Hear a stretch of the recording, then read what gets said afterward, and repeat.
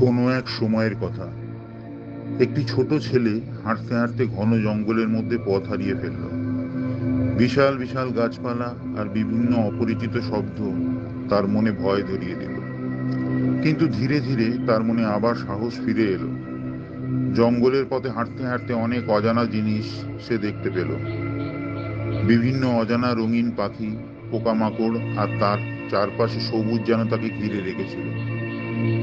সামনের রাস্তাটা তার অজানা, তবুও কৌতূহলে সে এগিয়ে চলছিল। জঙ্গলে যখন রাত নামলো, তখন অন্ধকারে সে একা, কিন্তু জঙ্গলের বিভিন্ন শব্দে তার ভয় কেটে গেল।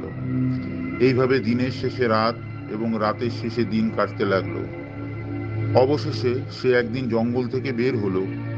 যদিও সে হারিয়ে গিয়েছিল ঘন জঙ্গলের মধ্যে, তবুও প্রকৃতির সৌন্দর্য এবং চ্যালেঞ্জের মধ্যে সে নিজেকে খুঁজে পেয়েছিল।